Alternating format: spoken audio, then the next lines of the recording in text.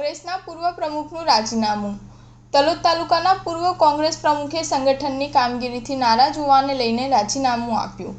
સાબરકાંઠા જિલ્લાના તલોદ તાલુકાના કોંગ્રેસના પૂર્વ પ્રમુખે આજે પ્રાથમિક પદેથી રાજીનામું પ્રદેશ પ્રમુખ અને જિલ્લા પ્રમુખને આપ્યું હતું।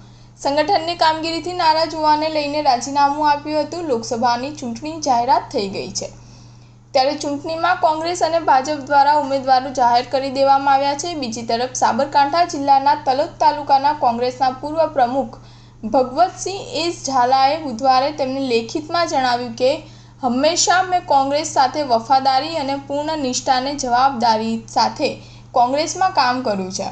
હું ભારતીય રાષ્ટ્રીય કોંગ્રેસ સાથેના મારા 10 વર્ષ જૂના જોડાણથી છૂટા પડવાનો મેં નિર્ણય કર્યો છે, જેથી કોંગ્રેસ પાર્ટીના પ્રાથમિક સભ્યપદેથી રાજીનામું આપું છું, જે લેખિતમાં પ્રદેશ પ્રમુખ, વિરોધ પક્ષના નેતા, જિલ્લા કોંગ્રેસ પ્રમુખ અને તલોદ તાલુકાના પ્રમુખને જાણ કરી છે। સ્ટાર ન્યૂઝ 7 હંમેશા સચ્ચાઈની સાથે।